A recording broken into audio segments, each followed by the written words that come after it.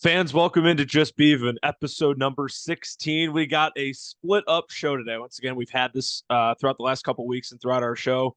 Schedules are busy, people are busy. We're getting right near the Thanksgiving holiday. That's life. That's just how it is. Andy and JP with you here. We're going to recap the games. We're going to have Drew come on. It'll be me and Drew to preview our upcoming week 11 matchups, or week 12, I should say. And then we're going to power rank back with me and JP. So stay with us. We're going to bounce back and forth here, but I am beginning to start with the commissioner, Mr. McGuire. JP, how are we feeling? Week 11 in the books. We are 3 weeks away from the playoffs, my friend. Yeah, quite frankly, it's been a bad week of just football in general. The Bears game was absolutely heartbreaking, Yeah. and any shot I had at the first seed went out the window when Joe Mixon decided to whip his nuts out all over me. But beyond that, things are good, I guess. I'm still in the playoffs, probably still going to make the playoffs. So I mean, about as good as you can be. Yeah, we were both at that Bears game on Sunday. Not together, we were in separate spots, but we will be at the game this upcoming Sunday. Looking forward to that. That'll be fun. Hopefully, not as much of a heartbreaking ending for better or for worse as we had this past week. And if I guess we'll talk heartbreaking, you already mentioned it with Joe Mixon, but we'll dive into your matchup against Cam Boyer this past week, coming off week 11. Cam Boyer now 8-3. JP, you fall to 7-4. I'm sure you have the number off the top of your head. If not, it's close. You've had 4 losses now, and I know for a fact that the margin of defeat is under 20 points for your 4 combined losses this season. Yeah, I don't know the exact number. It's 15 point something. It was, or I guess it might be 16 point something now. It was 7 point something prior to this loss. But yeah, and I faced the QB one this week. I faced the running back one this week. JSN went off again. And I feel like Luke in this moment. But if we look at my first three, these are supposed to be the guys that are winning me weeks. And unfortunately, these three lost me this week. Lamar played horrifically bad, probably just threw out the MVP. Shout out to Josh Allen, who's probably going to win that, even though it should probably be Joe Burrow, but that's a discussion for later. Christian McCaffrey, I don't even know what to say. The guy who's supposed to score every time he gets on the field hasn't scored. And like I mentioned last week, he still just doesn't look fully healthy. And I don't know if it's because the 49ers have lost a couple pieces on that offensive line, but it's just not working. And Derrick Henry, I mean, 13 for 65. I understand the defense is good and all that, but I mentioned it on last week's podcast. Every Baltimore Pittsburgh game is ugly. It doesn't matter. I wasn't expecting big things from them. But I was hoping he could have found the end zone maybe more than once just to get some more points because 65 yards is never going to win you a week, even with a touchdown. And as we get a little bit lower there, Travis Kelce finally what playing for the reason Kale gave him up, I imagine, 8 yards. And Justin Jefferson, I mean, 14. You can't be mad about it because you got 8 targets and 80 yards, but it's like, just maybe one of those you find the end zone or something. Then a stupid, dumb move on my part. I thought I was going to get big brain with it and play Audric Estime because I bought into the Sean Payton telling me he's going to be the featured back, and I'm a Notre Dame college football fan, and Estime's my guy. And we go down to my bench, and I truly was. It's obviously between Brian Thomas on a weekly basis, but I also mentioned Deuce Douglas to my cousin Beave if I should play him, and it would have won me the week. Now, granted, we can look at Cam's bench, and I believe I was gonna say he had 2 monster outbursts down there, so I hate Jonnu to use, Smith. yeah, Holy cow. and so I Huh. hate to use that as reasonings, but like I legitimately was between these. I don't think Cam ever was gonna play Smith, Goddard probably, but yeah, it just sucks looking at these four guys: Tillman, Kelsey, Estime, and Hunt. Even with the tight end one, Bauer's going for 41 points. I think it's safe to say he's easily the best tight end in the league right now. Maybe the only one to give him a run for his money is Kittle, but this was really a depressing week to lose. There was a lot on the line, and Benjamin Haggerty and the boys just did not show up and pull it off. But I'll let you talk about Cam's team because I just kind of rambled about mine. So. Yeah, you mentioned the big contributors. Obviously, Goff having a QB 1 week, Jordan Love as well, played pretty solid fantasy wise. I mean, obviously, we're Bears fans, and I don't think too much of Jordan Love. I didn't think he lit the world on fire by any means. I guess No 291 way. yards is says something, but that like having that turnover in the red zone, there's just things that in terms of actual football, it didn't really impress me. But in fantasy reasons, you get 20 from your second quarterback. You're normally pretty happy with that. And JSN as well with the monster game. But Joe Mixon wins them the match, right? You mentioned that. I talked about that too in the group chat. We are in other fantasy leagues. I was down 30 in a redraft league with Joe Mixon, and he got me 35. And it's just one of those where those big Monday night swings, you get them a couple of times a year, and you'll remember those performances for better or for worse for years to follow. We'll remember this Joe Mixon game on Monday Night Football because it altered so many fantasy matchups and leagues everywhere, not just ours, but pretty much every league. I would guarantee majority of fantasy leagues had their fate completely turned based on what one guy did. And that was Mixon in this scenario. JP, you mentioned a few of your guys maybe not performing up to the level you were looking at, but that's just kind of how this goes, right? It's just some things, some ebbs and some flows that happens. Cooper Kupp, you mentioned Brock Bowers was absolutely fantastic. And I kind of led with this when we started talking about your matchup. This has kind of been the theme for you this year. I brought up that it's been under 20 points in terms of a margin of all your losses. You say it, fantasy football sucks sometimes. It's just kind of, it is what it is. I'm not sure if you would talk about Justin Jefferson.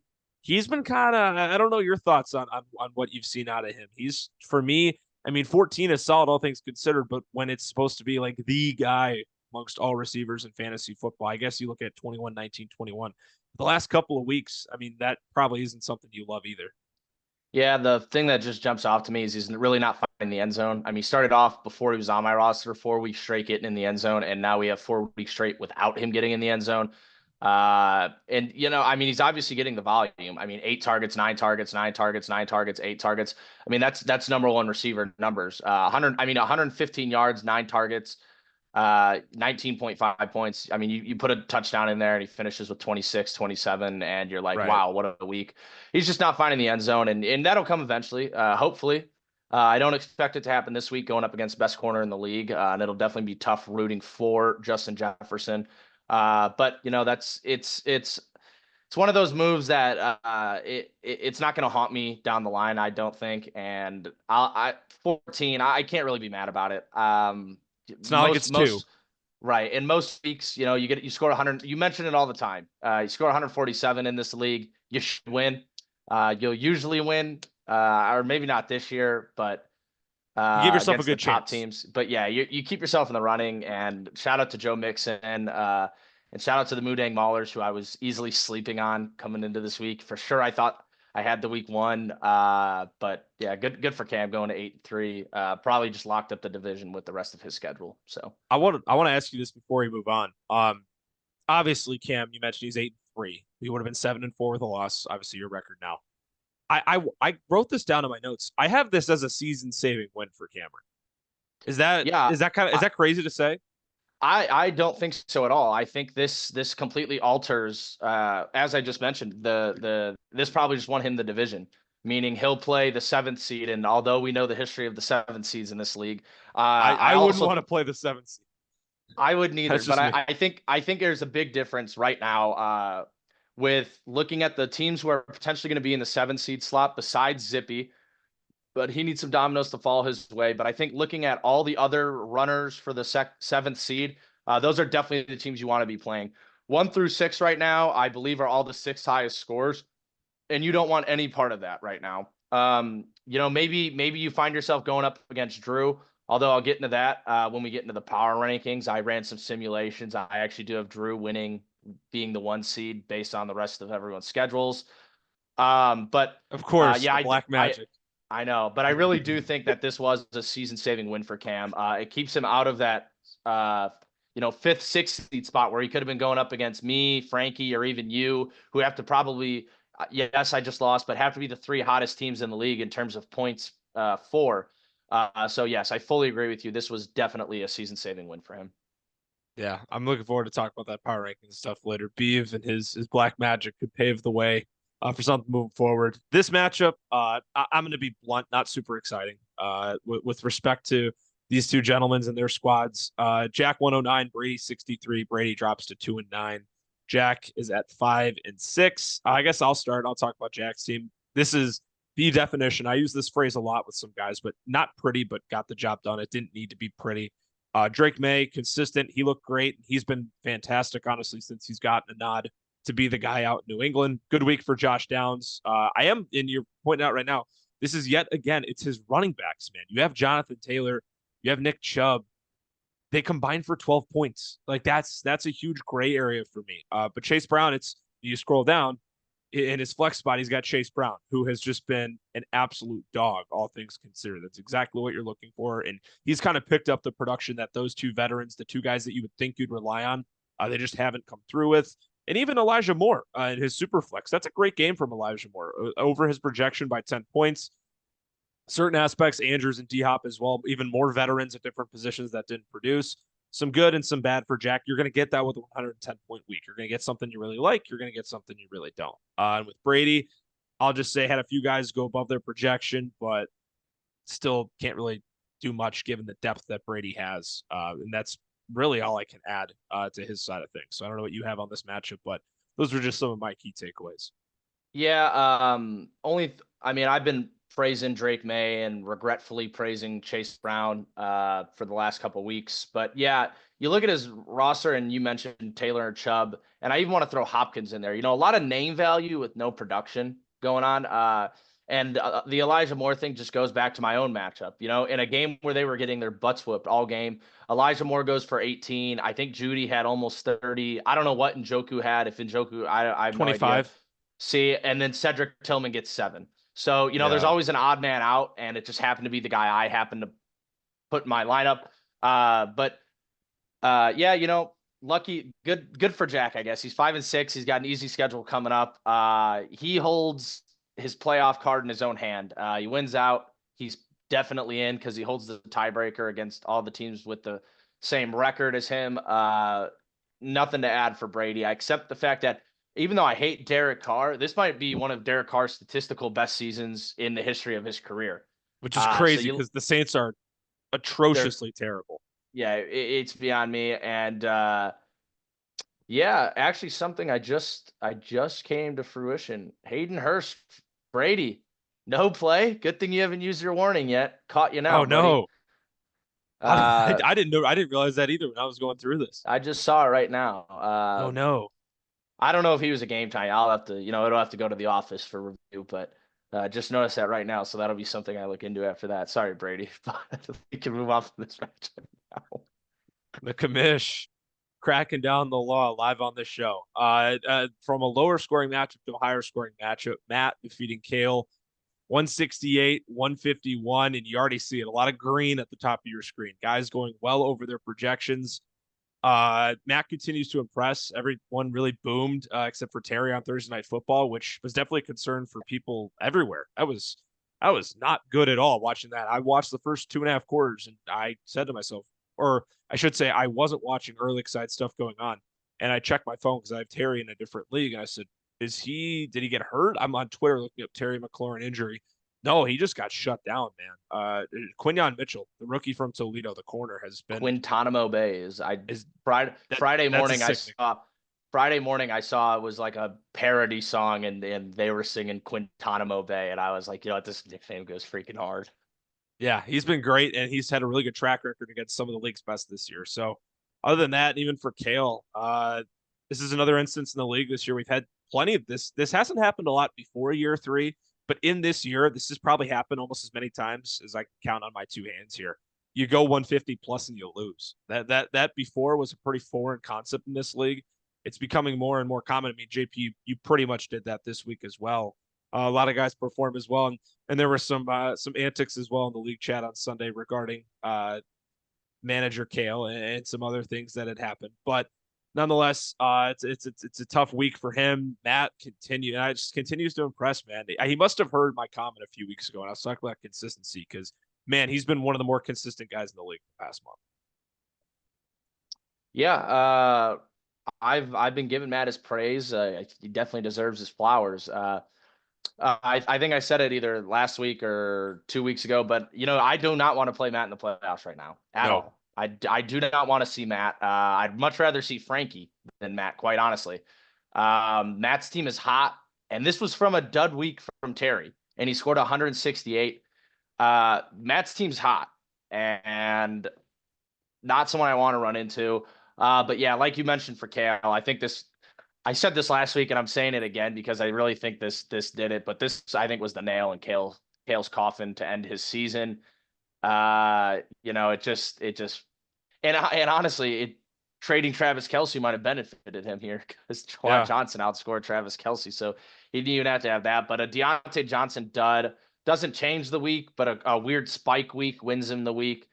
But shout out to Matt He for doing what I didn't think was possible from an expansion team, get to 7-4, and is probably a win away from a playoff spot. So he would never have done this, but if you scroll to Kale's bench, Kendrick Bourne would have won him the matchup.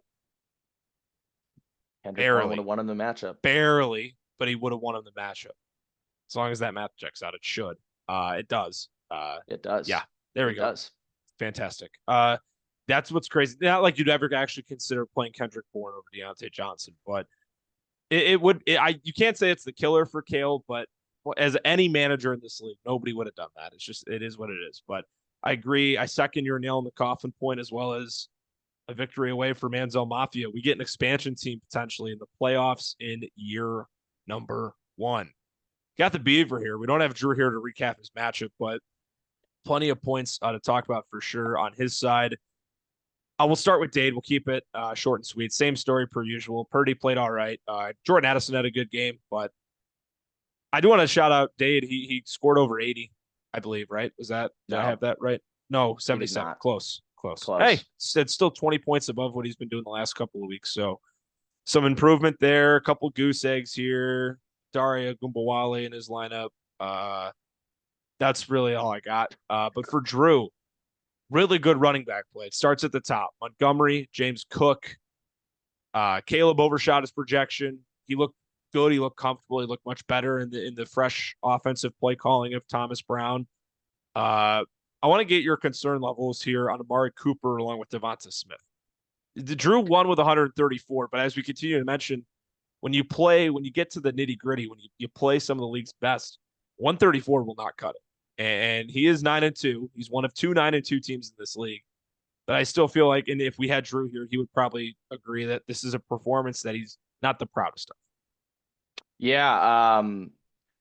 The Amari Cooper worry is low. I think that, 3 targets. What are you going to do about that? Trent McDuffie is a pretty good corner.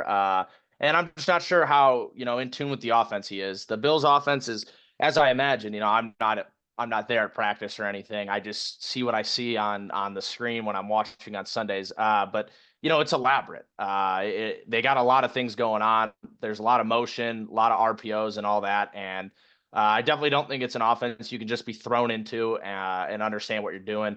But you still like to see 55 yards out of him, only on 2 catches. That's good production regardless. You just got to hope for Drew's sake that in the next 3 weeks that gets figured out. Now, the real worry, I do worry about Devonta Smith. That one is very worrisome for me because even when the Eagles are scoring 26, it's just he's not getting the ball. He also had a drop that would have been like a 17-yard catch. I know that only gets him to 9 points or something like that, which still is a worrisome week. But considering what Drew gave up for Devonta Smith, which we're going to go take a look at here, Quentin Johnson and a first for Brendan Rice and Devonta Smith. Yeah, in the way Quentin Johnson's starting to break out, I know he's now on Ty's team rather than Dade's, but that's definitely a little worrisome for what Drew gave up. You got to hope he can really bounce back here. I still believe in Devonta Smith. I still think he's uber talented. Yeah. But Jalen Hurts is blatantly in a one-read offense and run. If he doesn't see what he likes, he immediately scrambles out of the pocket and tries to run. But no worry with Amari Cooper. Good win for Drew, I guess. He's 9-2, and as I mentioned earlier, I think he's in the driver's seat for the 1 seed. So He's got that inside path. We'll talk more about that obviously this week later on in the show. And as the weeks go along, how about this one? 186 points from Jake Sapporo, defeating Ty and nearly by 100 points this past week. Shout out Ty putting 90. That's a pretty good week for him, all things considered. yeah. But man, where do we start? There's a lot of points to talk about here with Jake. Massive boom showing overall. Welcome back, Anthony Richardson. Saquon Barkley is just the man. He is someone that everyone wishes they had on their fantasy team. There's no doubt about it. Will Dissly got some love on Sunday Night Football, even T. Higgins as well, as we look at Saquon Barkley's stats. I was just curious what I remember the trade happening. Yeah. I just couldn't remember what it was. Yeah, but all things considered, just want to get your takeaways on Jake's perform. Obviously, it's a lot of good from this past week, putting up over 180. Uh, Playoffs are still in question for Jake, but it's scary to know that he is capable of a week like this. If he squeaks in, and if this is a type of week he's capable of, there comes that 7 seed magic again that we were alluding to earlier in the show. Yeah, and I think this is a big part in part to spike weeks from guys you don't typically see them from. T. Higgins has about 3 of these weeks a year. I mean, literally. He's at Yeah. 29 in week 5, 29 in week 11, and I'm sure in week 17, which would be the championship against Denver, would be in right in tune for another spike week. But it's definitely you got to feel good for Jake, knowing that if T. Higgins steps back, Garrett Wilson steps up the next week. If JMO steps down, AJ Brown steps up the next week, and you're still sitting in that 170 to 180 point range. Even Jaden Daniels didn't have a good week, and he still No. put up 186. What worries me is I'm not sure how long Anthony Richardson is going to throw for 300 and run in 2 touchdowns. I'm not sure. I mean, I know Will Dissly has actually been all right this year. I mean, he's tight end 19. He's had some big spike weeks in there. But I mean, how frequently are you going to get that from him? I know Kittle's out again this week. I just saw earlier. Um, but yeah, no, it definitely is scary knowing what Jake is capable of. If he can squeak into the playoffs, which I'm really hoping he can't. Sorry, Jake. I know you don't want to hear that, but I don't want to run into you into the playoffs either. But yeah, good week, all things considered for Jake. I mean, 186 points. I think this was the leading scorer for this week. I think you were second, Jake was first. So Yeah, and you look at it, we'll talk Ty, had a few nice showings. Sam Darnold played well. How about Quentin Johnston? You mentioned him not too long ago. Having 8 targets and a score in there. NWI, as Ty refers to him as Nick Westbrook Akine, had another just stupid stat line, 2 catches for 117 yards and a score. How long was that touchdown? Do you know? I I'm wasn't sure watching I the can. Titans I'm game. sure I wasn't either. I'm sure I can click on him and it'll tell me. Let's see, a 98 yard. So 98-yard touch. Yeah, that's so that's pretty on brand. Nick Westbrook Akine has a lot of those throughout the season. He did all this. I mean, if you want to look at some silver lining, there was zero production from the running backs none. or tight ends. Like absolutely none. He combined under 5 points at running back.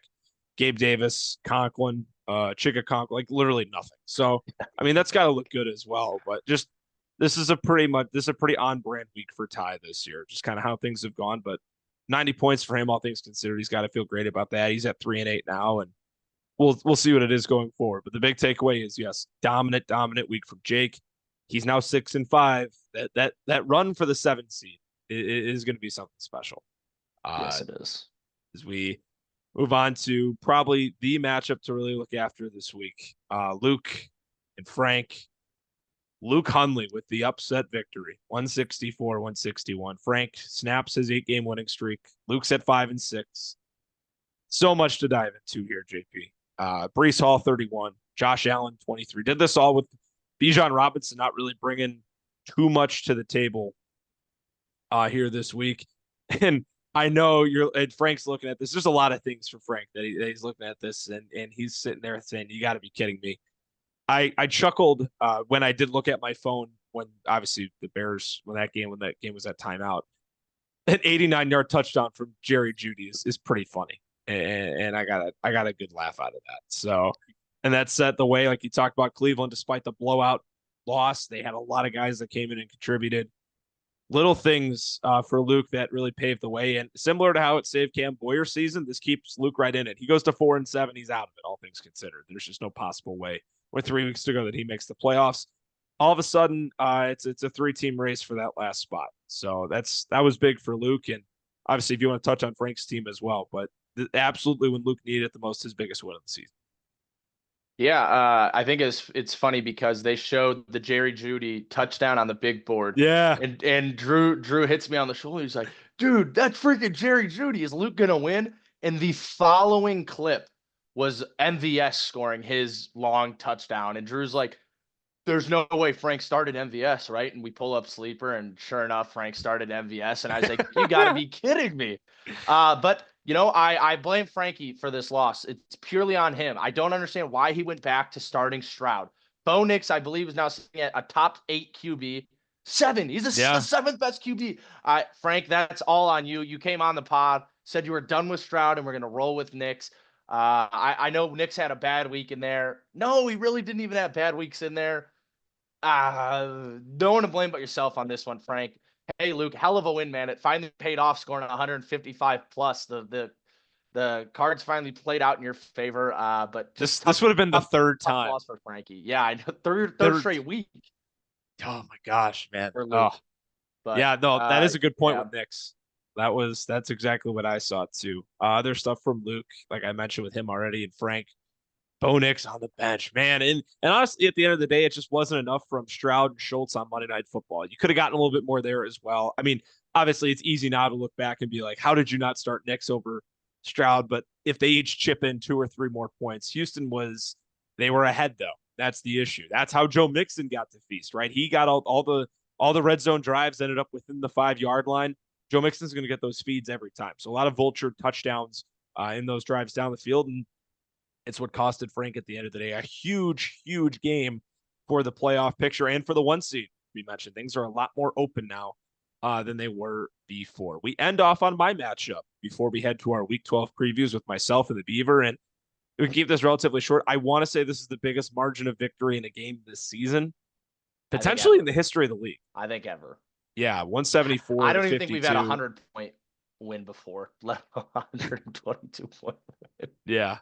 It was funny. We were out on Saturday and we were talking. Obviously, whenever we all get together, we talk about the league. It's just something we do. The guys that were there, and Cam was with us, and I think you were talking about your matchup with Cam Boyer. Frank was talking about his matchup with Luke. Jake was talking about his matchup as well. I mean, I even though Jake's wasn't close either. I'm like, yeah, I wish. I mean, I'm happy that I knew I was going to obviously win this week, but I looked at him like the guy who I'm playing, it's not going to be much of a fight. And Cam got all jokingly upset. That was funny too. But this is kind of what was expected to happen.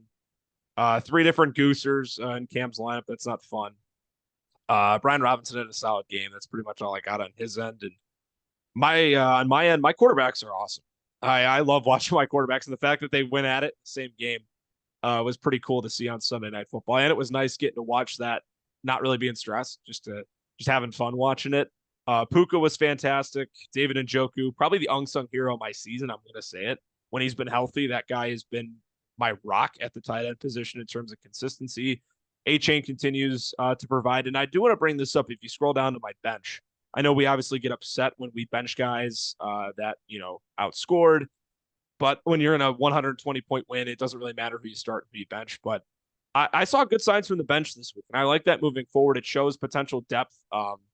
Looking at Javonte Williams, Will Jordan Humphrey, Christian Watson. That was annoying. I knew he was going to have one of those game was a too. drop anyways. Yeah, so. yeah. We're going to chalk that up for whatever. But just seeing some good signs from those guys. This is one of those where just need to get the job done. And I think I said it on the pod last week. If not, I know I said it to you guys when I was with you guys on Saturday.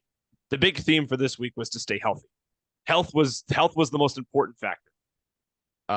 That was all I cared about. When he got drafted. Yeah, no, it was, and he went right around. I think he went right after I took Sky Moore, which is funny because I have them both on my team right now. But yeah, that was the big thing, was just to stay healthy, and unfortunately, that didn't totally happen. Jake Ferguson got knocked out of the game on Monday with a concussion, so we'll see what that means moving forward. But happy that we got some depth in the flex spots to kind of make up for it. End of my season, you're going to see it in the previews. It's a grind. I got Jake this week. I go then to JP.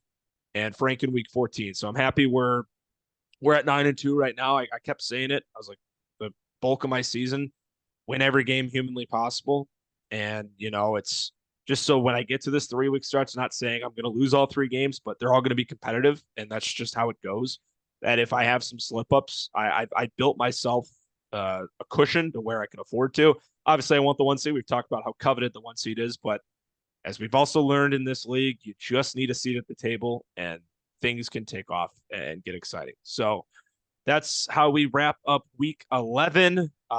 Beaver joining the show next. Myself and him will preview week 12 right here on the Just Beavin podcast. The Beaver has joined the pod. Drew, welcome on, my friend. This is different for us. JP and I have done segments before, but due to scheduling and stuff this week, we had to split the pod up in a weird way. It's sandwiched in a bit. JP and I do recaps And power rankings, you come here in the middle for the previews. How are you doing, sir? And I know you're looking forward to previewing our Week 12 matchups here. Oh, I'm doing well. Being a college student, I'm ready for Thanksgiving break to start next week, so I'm Yeah, excited for that. Get home and see the family. So yeah, but I'm ready to jump in these recaps. Let's get going. let's do it, man. Week 12 previews. Our peer reviews, my bad. I don't know why I said You're all good, brother. that. 58 and 19, where we sit, all of us. We're all tied still. I have all of JP's picks, so without further ado, we will jump into those right now. And we're going to start. I know we normally start with JP because he's the one who shares the screen. There's his matchup, but we're going to show my matchup because it's my screen that's being shared. So we'll start at the top. And it'll be an interesting one. Myself against Jake. Hello, I'm Mr. Frog, the IR Marty Daniels. Jake's won his last two. I've won my last five. I'll just give my thoughts going in real fast. I'm missing two of my best, if not my two best contributors all season this week due to the bye week, Joe Burrow and Alvin Kamara. It's tough. We got to play Russell Wilson. Drew and I are recording this 5 minutes before kickoff on Thursday Night Football. I have to play Russ at the Superflex this week. He is my other quarterback, and I could go to the bench for another option. But as we scroll down and see here, I don't trust really any of these young receivers. Jake Ferguson got banged up in Monday Night Football this past week. He's not expected to play here coming up in week 12. Despite all of that, I also have David Njoku here tonight on Thursday Night Football. Despite the projections, despite my matchups not being great, being down a couple of guys, if you've tuned into the pod all year, you know how I pick. All 11 games I pick myself. That's not going to change here in week 12. I will take myself to beat Jake, although there are some matchups on his side that are pretty darn good as well. Drew, what do you got here? Yeah, like you said, you kind of touch base on it, but I really like Jake's matchups this week. I like Barkley against that Rams defense. I like AJ Brown against that Rams defense. All his players are playing against poor defenses besides our Bears, Minnesota. But I like everyone else's matchup. Kittle, he's going against Green Bay. That's going to be a shootout. Uh, Bucky Irving going against the Giants. They've looked all right, but Jake's gotta be happy too. I mean, AR looked really good. Not really good, but really improved from what he's been playing like. So I mean, him playing like how he's been playing, I think Jake's gotta be pretty excited about that. But on your side, Yak, I mean, you gotta be pretty excited about Puka, how he's been producing too. I mean, he's changed your whole season. Him coming back, I mean, and you get DK back, I mean, it's looking really fun for you. So, but yeah, I'm gonna take Jake here just with all the upside. I like his matchups a lot here. JP also went with Zippy in this matchup. So the panel minus myself is on Jake. We will have some bit of a change. This three-way tie at 58 wins and 19 losses on our season will be snapped one way or another here, thanks to us picking differently here in this matchup. We move on. We got Frank, we got Cam Boyer, the Colorado Buffaloes, and the Moodang Maulers. Beave, I'll let you start with this one. Your insight, your analysis into this, which should be a pretty good match between two strong men. Yeah, everyone says I got that voodoo luck with my team, but if you look at it, I mean, Cam's got that same voodoo luck. I mean, he just beat one of our top teams last week. I know I wasn't here for the recaps, but I know you guys covered that. He took a beating down on JP last week. You saw Joe Mixon had a very good game. We'll see if he can bounce back from that. But on Cam's side, I don't like Mix's matchup this week, which I don't think it's gonna really matter. I think he's gonna get that touchdown. He seems like a guy's gonna get it any time or any week. So I mean, but a guy I do like this week is I do like Jackson Smith the Jibba. I think he's gonna torch the Cardinals defense this week, and I think he's gonna have a really good week. But I don't think Frank's gonna have two duds this week. So I think it's gonna come down to Frank coming up and beating Cam this week. So I'm gonna take Frank here. Yeah, Frank coming off that, getting that 8 game winning streak snapped. I love how Bo Nix has been playing, and Frank rewards Bo Nix by giving him the QB1 spot here this week. Mahomes down in the super flex with his matchup against Carolina. I love that matchup. I know it probably will get out of hand early, so you don't know how much you'll see out of Mahomes in the second half. That first half, he should torch for sure. That's just been kind of the theme with Cam Boyer this season, coming off that comeback victory. And JP and I talked about it in the recaps. Essentially a season-saving win for Cam, despite the fact that he only would have been 7-4. But the outlook changes now with him potentially having a really, really good chance at locking up the 2 seed, as opposed to a loss last week would have led to some question marks and really would have left the South Division up in the air. I'm going to pick Frank as well. It's tough to really look at it here, but the way I see it, Frank's team, with the exception of weeks 1 and 2, they haven't lost back-to-back games all season. It's obviously hard to do that when you're 8-3, but at this point, I'm just going to trust the data a lot more, and that sides with Frank. JP feels the same way. That's his selection as well. Frank across the board here for the Week 12 preview. What do you got, Drew? No, I was just gonna say it will be interesting too. With Cam having Tyrone Tracy, I forgot to mention this with QB change there in New York now with Tommy DeVito. So we'll see what happens with that. I don't know if Tommy DeVito will dump off to him more or not. So it might change the game plan and the offensive game plan for that time being. So it will be interesting to see if Tracy's production keeps going up or if it'll back down. So we'll see. It'll be interesting.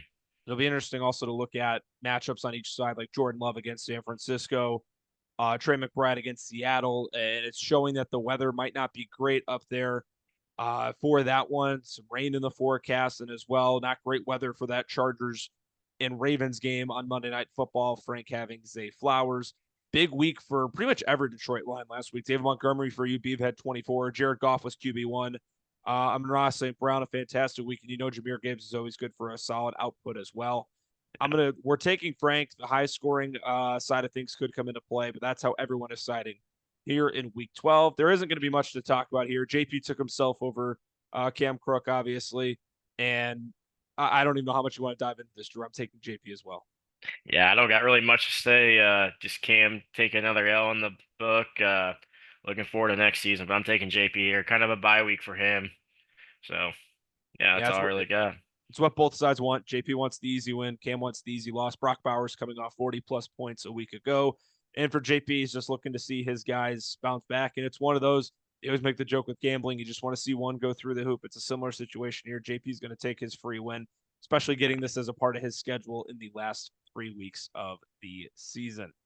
Talked about those matchups, and another one that isn't going to really need a whole lot of attention. As you can see, Thursday Night Football underway now. Brady taking on Luke. A huge win for Luke this past week. Instead of sitting at 4-7, that comeback win over Frank has him at 5-6 and right in the mix to contend for a playoff spot. He'll even up at 6-6 after this week. Drew, obviously, JP going with Luke. I'm going to take Luke, and I'm sure you're going to take Luke as well. I'm also going to take Luke, but I got a quick thing for you to do. Can you scroll down? Did he not really have anyone better to start besides Cordell Patterson? I know he has a bunch of people on bye this week, but he's got Mitch Trubisky rostered. That's fun. Does he got enough quarterbacks? Oh my goodness, his whole bench is on a bye besides. And he's got the right opponent, I will say. Exactly. He has the right opponent. Tommy DeVito being his QB1 is actually hilarious. I think Tommy DeVito being QB1 for anyone in this league in the year 2024 is pretty funny. It's just tough for Brady. He doesn't have an actual starting quarterback to play this week. Roschon Johnson might get a goal line scorer for him, though, like we had this past week against Green Bay. Other than that, I mean, shout out to Von Velli, projected 7.78. That's a pretty high number for a guy like that. Yeah, who just last week had 10.6 for Brady in that game.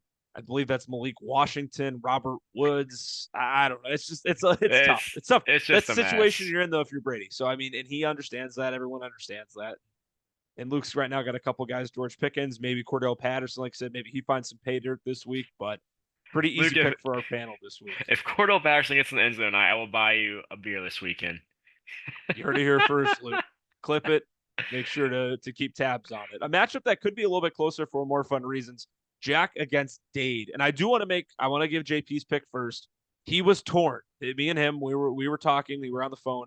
He was torn. He really wanted to pick Dade, but he said Jack was the safer pick at the end of the day. Drew, what are your thoughts here? So I'm looking at his team on Dade's team. Who's he got that has bumped his projection so high? So he's got Madison going up there. I get that. He's the lead one there. Like Kendrick Bourne, Keyshawn Bodie, is that who it is? Shoemaker helps. He's going to be Shoemaker. Oh yeah, okay, that makes sense now because Fergie's out again, isn't he? Mm-hmm. Okay, yeah, that makes sense. I don't think McMillan's going to hit his projection. I don't like that. Brooks, will be interesting to see him this week too. He's apparently playing this week, as they've said that 3 times now. So I don't really assuming. know what's going on with Carolina, to be honest, but there's no way they're just gonna take Hubbard's carries away from him as good as he's been doing, and he just signed that multi-year extension. So The I don't know. extension makes the contract for Brooks even more, or makes the selection of Brooks in the draft even more confusing.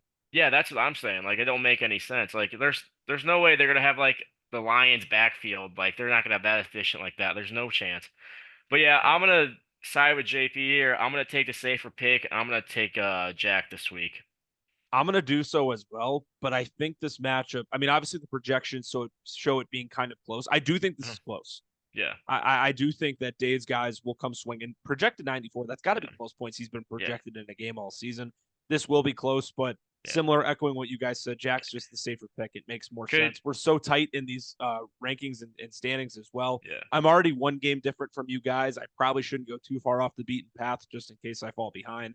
So I will yeah. pick Jack as well. Could we say this is the matchup of the week? We Possibly. I could. know. We could. A We matchup. could. There's a Yeah. lot of good ones. JP and There's a I good. talked about it Yeah. as well. There's a good Cam one on against this. Frankie, a lot of playoff implications there. Myself against Jake is a good matchup as well. I play You Matt and this you and week. Matt is great too. That there's a lot of good matchups to be had here in the league Yeah. this week, but we're all going to agree with Jack defeating Dade in that contest. And let's get right to it, Drew. I'll give you the keys. You're taking on Manziel Mafia this week, 7-4. Matt, you're at 9-2. You and I, the only 9-2 teams in the league this season. Yeah. What are your thoughts, my man? I'll scroll through your lineup, but I'll let you kind of take the floor. So I'm a little concerned for this reason. I just got a notification, and yes, I have a bunch of people on a bye this week. I have Devontae Adams on a bye, Amari Cooper on a bye, and I believe and I have someone. I believe there's someone else, another running back. It could be James Cook. Don't. Yep, James Cook's on a bye. That's who it is. Uh, but I just got an alert on my phone a couple hours ago that it is leaning towards Devontae Smith will not play this week as well. Oh And no, so if he doesn't play this week, I think I'm gonna have to start. I don't even know who I'm gonna have to start because I think Franklin, Troy Franklin's gonna have to be the guy to start. or And you could get a classic Johnny Munt game, Johnny Munt game. Oh God, it's him, Greg Dortch, or Troy Franklin. So it should be or Brock interesting. Wright. You I'm won't play not Brock start, Wright. I'm not playing Brock Wright. But yeah, I mean, I like my matchups. I mean, I will say Williams, like I said in the previous pods, the offense has got to pick up for me to succeed in this league. And hey, I was at the game last week, and so were you. I mean, that offense looked great. Did we win? No. But did the offense look improved? Absolutely. Did it look better than Shane Waldron's schemes? Absolutely. I mean, we got some people on some crossers, some slants. It looked great. One thing I do want to point out to you is that, and you could vouch for me all you want, but I think this is another Jalen Hurts 30 plus bomb game. I On think he's prime that. time. Yeah, I think he's have 30 plus this week. Maybe maybe throw for a rush, get a rushing touchdown. Maybe throw for 250 yards with I don't know 2 touchdowns. We'll say. I don't know. He's dangerous, man, when he gets going. I mean, that offense was brutal last Thursday. I don't know if you watched Yeah. that game. It was Oh yeah. bad. But I like James Conner's matchup. I love Montgomery's matchup. I love all my matchups this week. I mean, Xavier Worthy, he went off last week. Did I start him? No, I didn't start him. But I was playing Dade, so it didn't really matter. So, kind of like we talked about, it was like my bye week. But the only concern I got in my lineup this week is Sam Laporta. Uh, I just don't know what to think about him. Cam's gonna love this when I talk about this. I'm getting a little concerned from him. Okay. I don't I don't know what to think yet because he has his weeks, but then again, he has like those 4 point games, and you're like, well, you're just the number one tight end last year, and now you just are disappearing. So, granted, now they do Sophomore have. slump, man. I know, sophomore slump. I was about to get into that. Granted, and you'll agree with me on this, they have so many weapons to choose from. A lot of So mouths to it's feed. so hard to feed everybody at the same time. So it's like it's just going around a merry-go-round. It's just pick and choose who's gonna get the ball today. So, but yeah, I'm gonna take myself. Do I think I'm gonna win? No, but I'm gonna feel that gut. I got that gut feeling. I'm gonna have that magic in me this week, and I'm gonna pull off an upset this week. There you go. So you have two different picks, or you have two different picks from me. You and JP have one pick different. JP and I are both going with Matt this week. JP was very adamant about the selection of Matt when we talked about it. He'll touch over it as well when we get to the power rankings later on. Matt's a team you don't want to play right now. I mean, pretty much anyone 1-5 you don't want to play, but one of, if not the hottest team in the league in terms of consistency in this stretch over the last month or so. It looks scary, man. It's something you don't want to mess with in terms of what he has been able to put together. I do like Gino going up against Arizona. J.K. Dobbins. We'll see how that looks with Baltimore. That game screams weird. Another game that screams weird to me is Denver against Las Vegas with Myers and Sutton. I don't think they'll both be. I don't know how the production will look, and I know this is going to sound backwards because I'm taking Matt. I know one of them, I have a good feeling one of them will explode. I'm just not sure which one. And the one that doesn't explode, I'm afraid will lay a dud. I'm not sure, but whoever explodes should be able to make up for the dud that is laid. Terry McLaurin should have a bounce back week after a rough week on Thursday Night Football, an extended mini bye for himself. And like you said, you got the quarterback on Philly for Sunday Night Football and Jalen Hurts. Matt's got Matthew Stafford, who had a 27-point fantasy week last week against New England. See if he can have another fantastic week here in week 12. Matt is my selection solely based off what he's been putting out as of late. I like his matchups this week. Josh Jacobs did good against the Bears. I feel like he'll at least be good for a touchdown against San Francisco. And that's just how I'm going to lean right now. But this is another fantastic matchup this week. You got anything else to add, Drew? Nope. I'm just praying that I win this week, because if I win this week and you lose this week, it's looking like I'm getting that 1 seed, so it's looking pretty. And we're going to show a tool later on in the show to help with our playoff numbers. And that's JP was able to calculate that you do have the inside track at that 1 seed, despite both of us being 9-2, and despite me currently holding the number 1 seed. Last but certainly not least, Kale taking on Ty. Kale, a similar situation here. He's dealing with a lot of bye weeks. You see Jalen Warren is in the lineup at RB1 for him. He's already got a couple. He's playing both Steeler running backs in Thursday Night Football going on right now. But he's got to play guys like Sterling Shepard, Kendrick Bourne, Colby Parkinson. Just with all the guys that he has out here this week.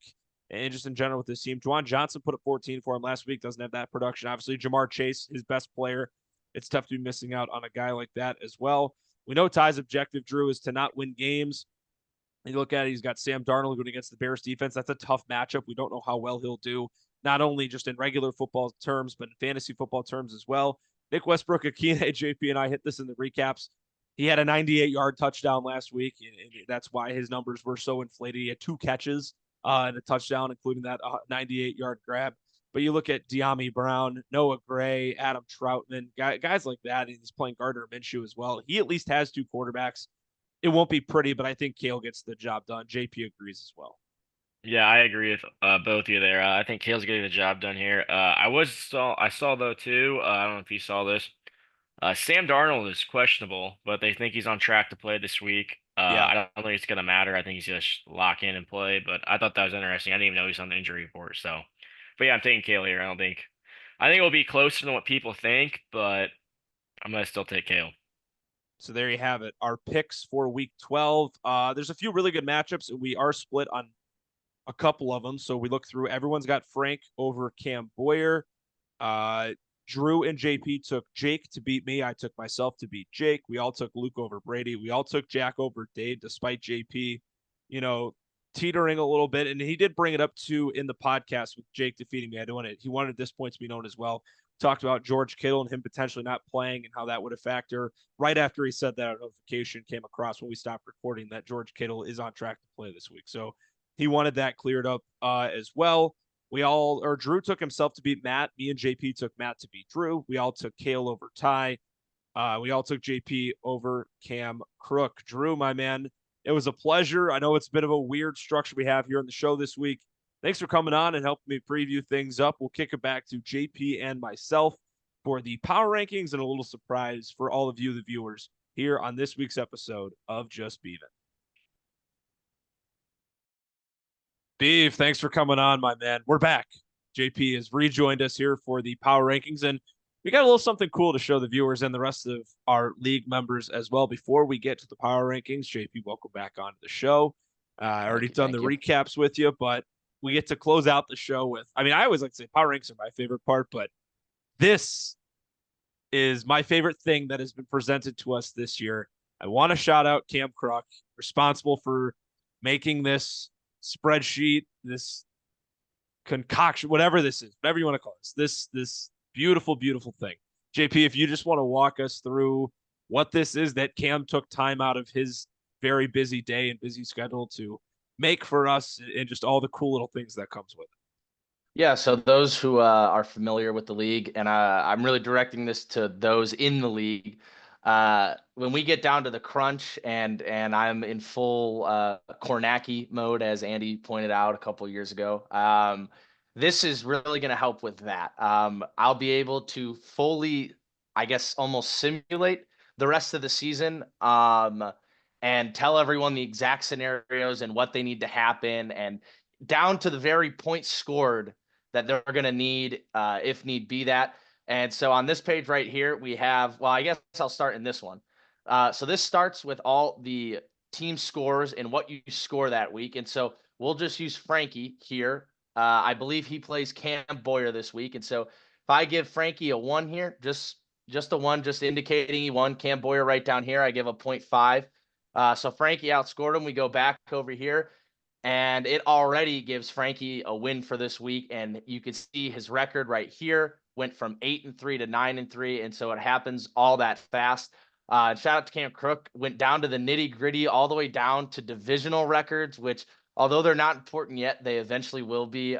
Just a cool little feature though to have, which I think is awesome. And another one I really like is he has the total stats for the divisions, which is awesome, and even the difference and the advantage and all that, which is super, super cool to see. That the North has 1,000 more points scored than the South.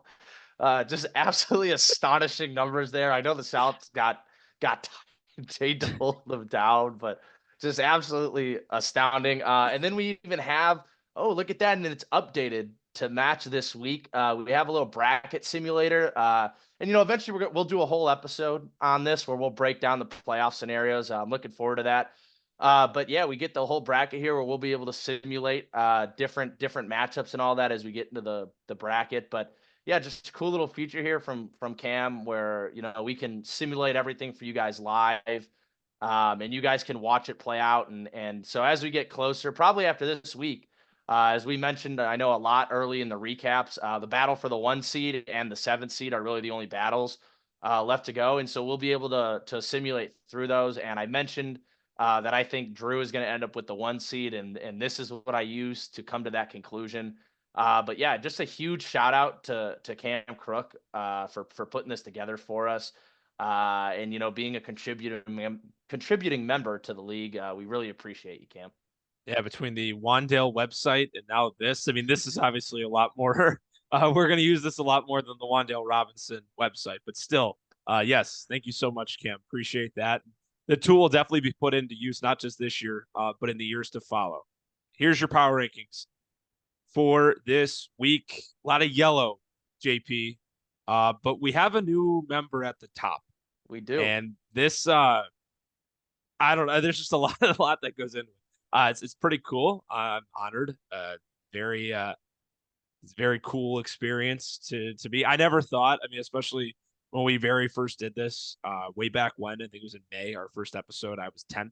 A lot has changed, and obviously the job's not done. But it's pretty cool to be recognized by my fellow panel members as well. Obviously, it comes at the cost of JP losing last week, which was unfortunate. But it's really unanimous too. That's pretty cool, man. Just I keep saying the word cool. It's exciting. It's neat. It's different. It's definitely something I wasn't expecting. I've been pretty up and down throughout this poll this year, but I've been consistently in the top 3 the last few weeks. So to be the number 1 team, especially with other guys in this league like JP, like Frank, like Drew, who have had a lot of success and whose teams have put up monster numbers, even just for 1 week to be the top dog in the league is pretty cool. So super honored with that. But JP, as I mentioned, with myself moving up 2, we have some falling at the top as well. Yeah, we do. I threw a hissy fit on Sunday.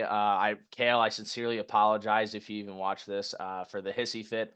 And then I threw another hissy fit on Monday, about how I was going to fall in the power rankings because I lost. And even though, whatever. But, once I regathered myself and gained mental stability, even I had to admit that your team's been on a roll, and I only put up 147 this week, which I don't even think touches what you've been scoring. And so, yeah, I felt that you were certainly deserving of the 1 spot, undeniably.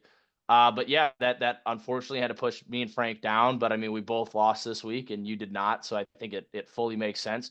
But something I really wanted to point out is a lot of yellow on the screen this week, and I'm not sure if that's just because we're in total agreement with everyone sucking and or being mid. But I really found it interesting because we all have differing numbers. We don't unanimously agree on either of these three with Beeve, Matt, or Luke. And those are the three who all stayed put as well. I put Matt at 4. Drew's not giving Matt much love, putting him at 6. Putting himself up at 3, which that's perfectly. Oh wait, That's you me. put him at 3. Oh my God, Frank, moving down to 4. And Andy's rankings sucks to suck, Frank. Nothing much else to say there. But yeah, wow, I forgot. I mean, I've input him, and I forgot that he moved down there. But yeah, wow. He's smart enough to know it's all a mental game. It is all a mental game. He's smart enough. He's smart enough to know that. I couldn't. That's what's tough. I really like Matt's team. I could barely justify putting Drew above Frank. I couldn't justify having Frank as the 5th team in this league. So yeah, that's that. Like you said, we're all kind of differing on those 3 in the middle. That win for Luke is huge, man. As I mentioned in the recaps, it goes from him being 4-7 to 5-6. All of a sudden, he's very much alive in the playoff race. If he's 4-7, he's not. So he's hanging around that middle ground. I want to ask you about our one panel member who's not on the pod right now, Drew. You have him down at 5. I do, and quite frankly, I want to put him down at 7. But his record of 9-2 is really preventing me. Through the last 4 weeks, he has been horrible. I mean, he's been scoring 135 points and winning. I just did the math. You're going to need to score 145 if you want to win in the first round of the playoffs. And that's severely brought down because Matt scored 63 one week, so the averages are all skewed. I'm sure if I took the last 5 weeks from the 7 teams in the playoffs right now, you'd have to score above 155 to win. And Drew scoring 20 below that, which will look like a blowout in the playoffs. I really want to put him at 7. I think Luke's team has been better than him. And Zippy, I understand, hasn't had the consistency, but he just got his team fully healthy with no buys, and he just scored 186 with 3 duds from guys who have been studs this year. And so I gave Matt a lot of praise here. I put Matt at 4. Matt, your team is on fire, and I think right now you're a top 4 team in the league. And I'd move Zippy up to 6, which I think was the highest. Yeah, Drew had him at 8. You had him at 7. It really took a lot for me to not put Zippy over Drew, purely because Drew's got the record on him. And I guess if consistency is key, Drew is consistent at scoring 135 points. But I think Zippy from this point on is probably going to outscore Drew the rest of the season. And so I could easily see Drew dropping all the way down to 8. Yes, I said it, all the way down to 8. If we don't get a could boom end up week, with a 1 seed. Yeah, and he could. And if we don't get a boom week here in this week or next week, and Cam Boyer happens to boom, if the 7 teams ahead of Cam Boyer, or the 6 teams minus Drew ahead of Cam Boyer all score what they've been scoring, and then Cam Boyer booms a little and Drew scores what he's been scoring, Drew's dropping down to 8 next week. You heard it here. I will have Drew at 8 in my power rankings next week. Record aside, when he's 10-2, because, or I guess he's playing Matt Hendricks this week, so he would be coming potentially off a loss. Based on my power rankings, I think it'll be a loss. But yeah, I just haven't been liking what I'm seeing for Drew. And it's not that I don't like his roster on paper. I actually like his roster on paper. And after he made the trade with Matt to get Tay Adams and James Conner, I flew him up my board. I think I put him at 2 the week after that trade. But it's not coming together for him, and that sucks. But we mention it 400 times an episode. But you can only do so much in fantasy football. If they're not playing, I mean, your roster on paper only means so much. I mean, I have Lamar, Christian McCaffrey, and Derrick Henry, and I just lost this week. Name value only gets you so far. But yeah, I enough about my ramble. Oh, wow, hold on. I just caught this. That Drew, who has absolutely dookied on Cam Boyer all season, has him at 5 this week, scoring 154 points. And where do me and you have Cam Boyer? Yeah, 8, all the way down at 8. I mean, Jesus. I mean, it's good to see that we're not all in total agreement. I mean, I think the last 3 weeks we were starting to get pretty bland there. There's just nothing happening. And even if you look one spot lower, from 9 to 14, we didn't move. A single guy got moved. except I think you dropped Cam and moved Ty up, or that may even be a reuse from last week. That's I can't reused remember. from last week. See, and It's so Ty's just scoring. That's all it is. He's just scoring. that's completely valid. But I mean, even 9 through 14, nothing much to say about you guys. Everyone's season's over besides Jack, who we have at 10, and his season isn't over. Which is completely laughable. If he makes the playoffs and Jake doesn't, that crash out is going to be all time. Yeah. But I mean, yeah, nothing much else to say there except there could be a lot of movement this upcoming week. You guys, I'm sure talked about it in the previews, but you play Zippy, Cam Boyer plays Frankie, and Matt plays Drew. So we have 6 of the top 7 teams all playing against each other, which probably is the first time that's happened all season. So there definitely could be a lot of movement. We could be seeing Matt get into my top 3 here next week, which should be interesting. Frank could fall the lowest he's been.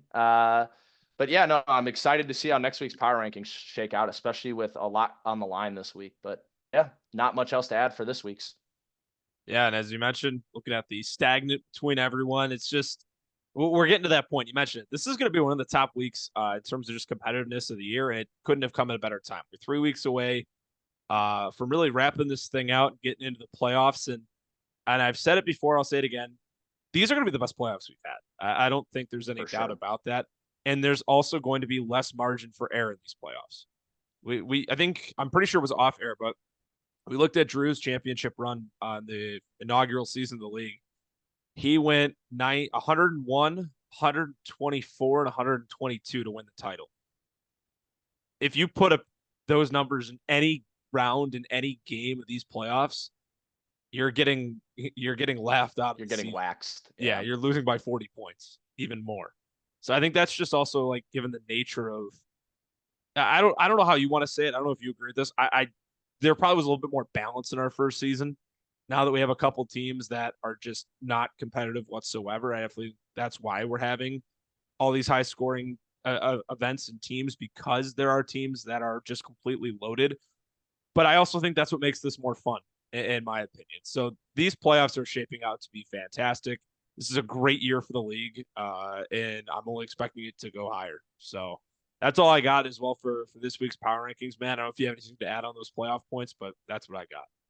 Nope, nothing else to add, man. There you have it. Viewers, appreciate you sticking with us. We bounced around a bit in this episode. Drew hitting us with the previews along with myself and me and JP, showing off the power rankings, the new playoff tool made by Cam. Thank you, Cam. And recapping week 11 as well. You know where to find us next week. We do got Thanksgiving next week, so that recording will most likely be out earlier, middle of the week earlier, because, well, you know, we got stuff we're going to do next week. So all the good things. Thanks so much for tuning in. Like, comment, subscribe, all the good things. And we will see you guys next week here on the Just Beavin podcast.